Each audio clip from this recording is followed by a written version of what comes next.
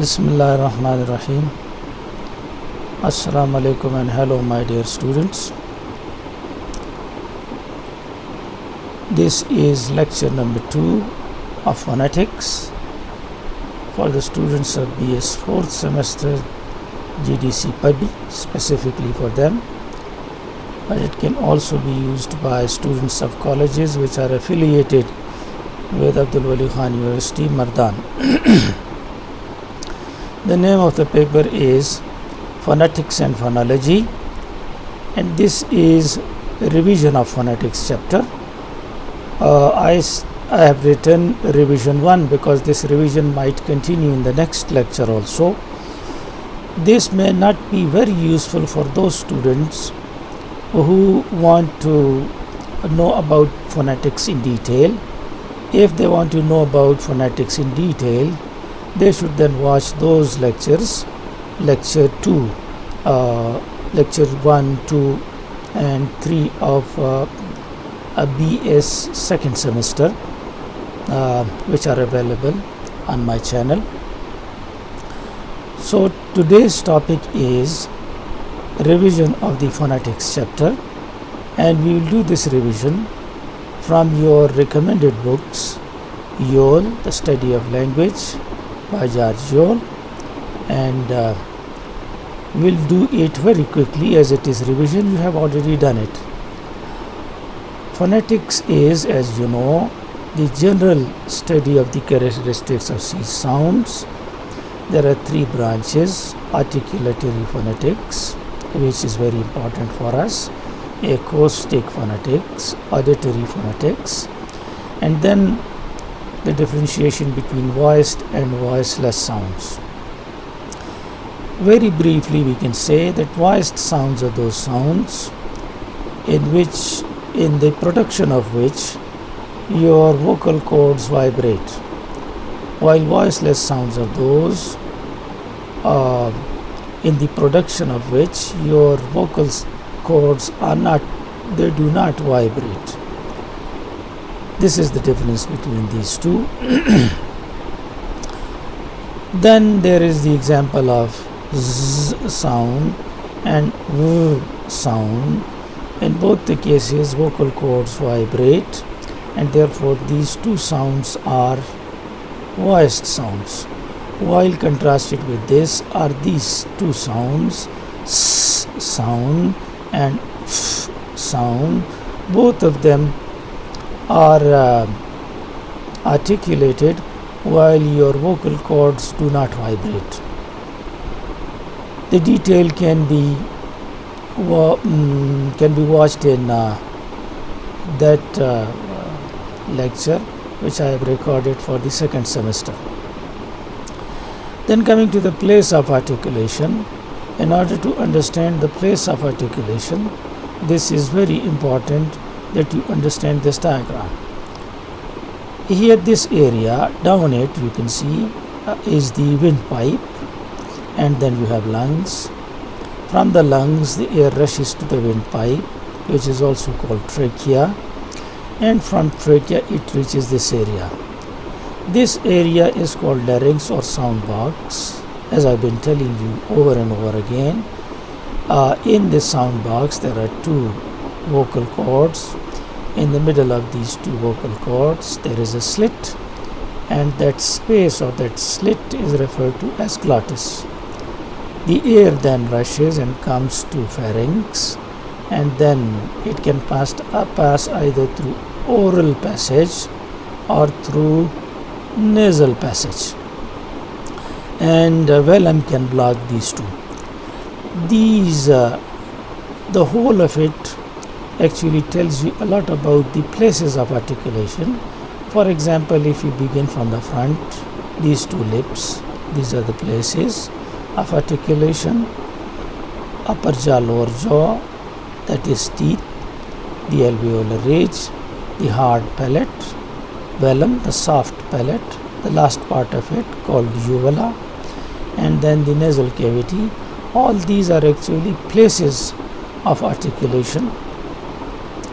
And when we want to discuss and talk about consonants, we need to discuss the differentiation of voiced and voiceless, the place of articulation, and the manner of articulation.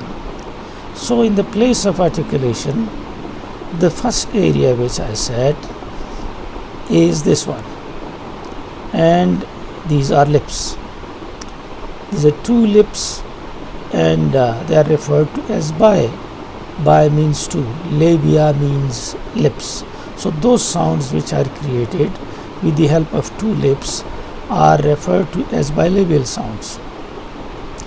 For example, pa sound is a bilabial sound, pa, which is pronounced without vibrating the vibration of your vocal cords.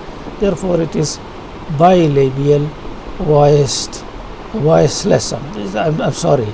In the case of pa, your vocal cords do not vibrate, and as a result, pa sound is a voiceless sound, and it is bilabial. The same is the case with ba. It is pronounced with the help of two lips, therefore bilabial. Ma, pronounced with two lips, therefore bilabial. And this is also a bilabial word. Wa sound, the detail will come later, but for the time being, these are bilabial sounds. Pa, ba, or ma, and wa. Then come the labiodental sounds. Now you can see that in this diagram, when the lower lip touches the upper teeth, we can create f sound or v sound. These sounds which are created in the area where you combine your lower lip with the upper teeth is referred to as labiodental. Labio of the lips, dental of the teeth. So therefore, labiodental. And in this case, you have f sound, which is voiceless, and v sound, which is voiced. Dental sounds are also referred to as interdental sounds. In the interdental sounds, you have the voiceless sound, which is called theta, the symbol, and the sound, the symbol is this one, which is called eth. This is a little difficult to pronounce, and often the Urdu speakers and the Pashto speakers, they are not very much familiar with these two sounds. While pronouncing this sound, the tongue comes in between the upper teeth and the lower teeth, and it is a voiceless sound pronounced as while this one is a voiced sound, again the upper teeth and lower teeth, but it is a voiced sound. For example, so, and it is called eth. This symbol is called eth. Then come the alveolars. The alveolars are the sounds which are created here. When the front part of the tongue touches this area called the alveolar ridge, the sounds created are called alveolar sounds. And these are the alveolar sounds. T sound, this is voiceless. D sound is voiced. And S voiceless. Z voiced, again voiced. These are called alveolar sounds. And then come the palatal sounds. Palatal sounds are those sounds which are created here. You can see this is the hard palate. When the tongue or part of the tongue is raised towards this area, you can create sounds which are voiceless, for example, sh, or voiced, for example, z, or j, for example. So these are the sounds which are called palatal sounds. And in the palatal sounds, one of the sounds, these are the symbols, you have to memorize these symbols. This is sh sound, voiceless, and this is z sound, which is voiced. These are symbols. Both of them are palatal sounds, and in the examples of words you can take joke and gem. The beginning sounds are actually the palatal sounds. So ch, j and sh sounds. Velar sounds are created in this area. This is velum, and when the back part of the tongue is raised to it, the sounds created are referred to as the velar sounds. One of the sounds, English sounds, is k sound, which is velar. K actually is voiceless. Contrasted with this sound is g sound, which is voiced. And there is also a sound which is there in Urdu but which is not there in English, is sound. This sound is also a velar sound, and the place of articulation is velum. Velum plus the back part of the tongue is raised to velum. Then is the ing sound. If you pronounce ing sound towards the end, again your back part of the tongue is raised to velum, and therefore it is also a sound called velar. Then come the glottal sounds. You know the meaning of glottal. I have in the first lecture explained. This is called glottis. This is this is one vocal cord, this is another vocal cord, and the slit in between them, which is actually the area between these two vocal cords, is called glottis. The sounds which are created when this is open is called glottal sound, or the sounds, for example, sound is created when it is open like this. This glottis, when it is open, we create the sound sound, and sound, which has this symbol, is a glottal sound. Coming then to the chart, which will also describe the manner of articulation and the place of articulation. Pa and ba, t and da, k and ga, these are also called stop sound, and we'll discuss it a little later. These they are bilabial sounds. These two. Minus v means that it is not voiced, voiceless. Plus v means that it is voiced. The same is the case here. These are alveolar sounds. Th is a stop. We'll discuss what stop is. And this is voiceless, while da, which is an alveolar, is voiced. Coming to velar sounds, k is voiceless, while g is voiced. Then come fricative. In the fricatives, which we will discuss now, f sound is labiodental, the same as v sound, but this one, f sound, is voiceless, this one is voiced. F sound, which is dental or interdental, is voiceless. V sound is dental or interdental. Then comes sound, which is alveolar, is voiceless. Z sound, which is alveolar, is voiced. Sh sound is palatal, it is voiceless. And zh sound is again palatal, and it is voiced. We have h sound, which is again a fricative, but it is a glottal sound. Coming to affricates, we have these two sounds. Ch sound, which is palatal and voiceless.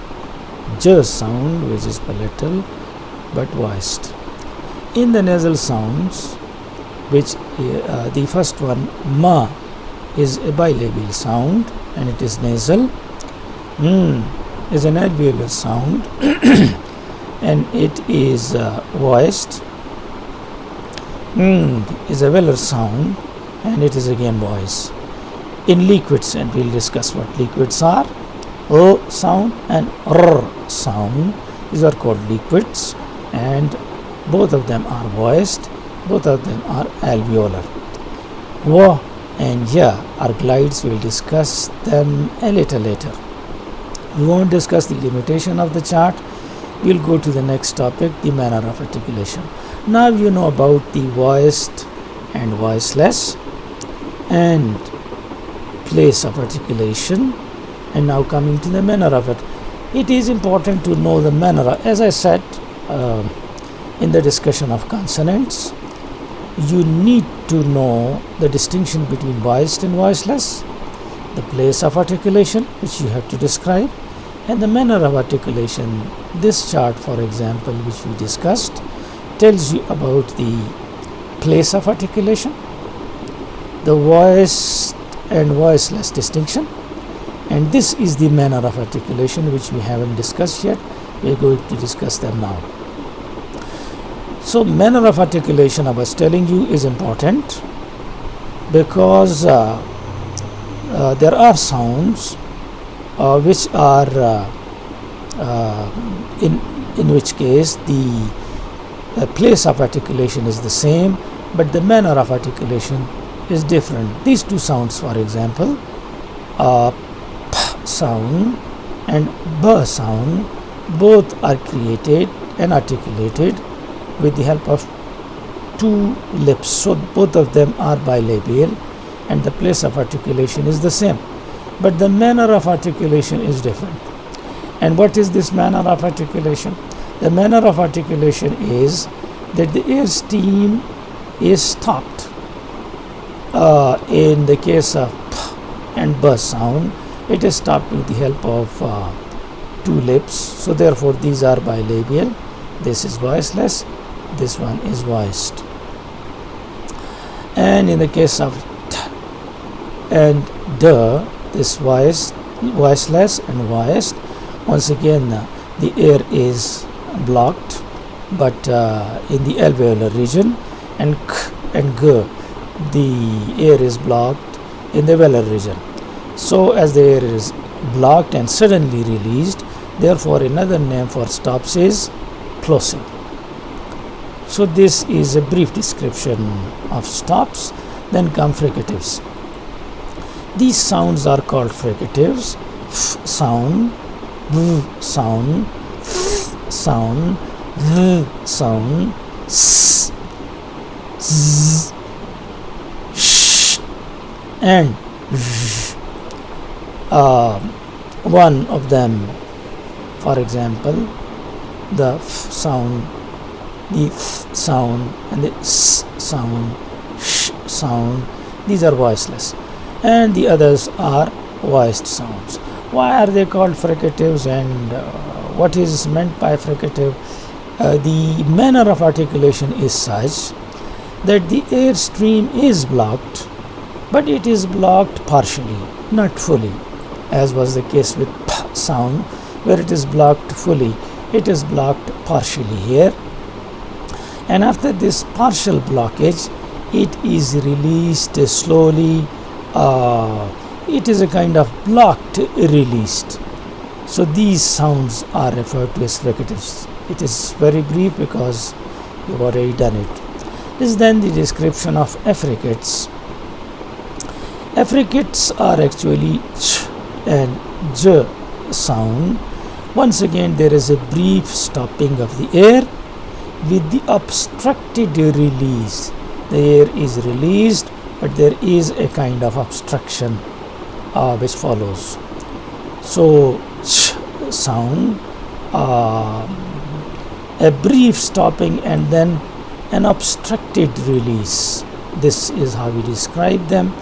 The nasal sounds are easy to understand because in this case the sound is created in the nose. The air may pass through the mouth passage, but it is pronounced mostly in the nose. Sound, for example, sound, for example, and sound, as you have in morning, knitting, and name. These are nasal sounds. Then come the description of liquid. Liquids are those sounds. For example, if you take R sound of red or O sound of Allah, the first beginning sounds O and R sounds, they are referred to as liquid sounds. When we pronounce all sound, the tip of our tongues, they touch the alveolar ridge while giving way or literally letting the air pass through the tongue, but literally from the sides of the tongue, and you pronounce which is technically referred to as liquid. The second is R sound, where the tip of the tongue is raised, but it repeatedly touches the ridge while the air passes in front of it. These two sounds are called liquid sounds. Then come the glides. The glides, there are two glides, wa and ya. They are called glides because while pronouncing them, the tongue actually glides. In the case of wa, you can not feel it so much, but in the case of ya, if you pronounce the word ya and you give attention to the movement of the tongue, you will feel a kind of glide there. So wa and ya sounds, these are called glides. They then come the glottal stops and flaps. You know glottis from this diagram, this diagram in which we had discussed glottis. This is glottis, an open glottis and a closed glottis. So the sound created here are referred to as glottal sounds. While creating or saying a glottal sound, articulating a glottal sound, for a brief time we shut down this slit or this glottis and then release it and shut. For example, if you pronounce these glottal sounds, or let us take this one, which means no. This sound is created with the help of the glottis closed and then released and closed. Some people pronounce this word Batman excuse me, as if there is no T here, and they pronounce it as Batman. This sound is actually the glottal sound. The glottal stop because the air is stopped here. Some people pronounce Harry Potter as if there is no T, and instead of this T we have the glottal stop. For example, it is said like this: Harry Potter. This sound is actually the glottal stop. Then come the flap, and in the flap, what is the meaning of the flap? Actually, we'll discuss it. We'll discuss it in detail later, but for the time being, there are some people who pronounce t with the sound. For example, the word letter is pronounced as if it is letter. The word computer is pronounced as if it is computer, or writer as rider, metal as metal, and this conversion of, for example, little is pronounced as little. These are called flap sounds. After this comes the description of vowel sounds, and we will do these vowel sounds and consonant sounds. We did consonant sounds from here. We'll do vowel sounds too from here very briefly, and then we'll go into the detailed description later on. Thank you very much and good luck.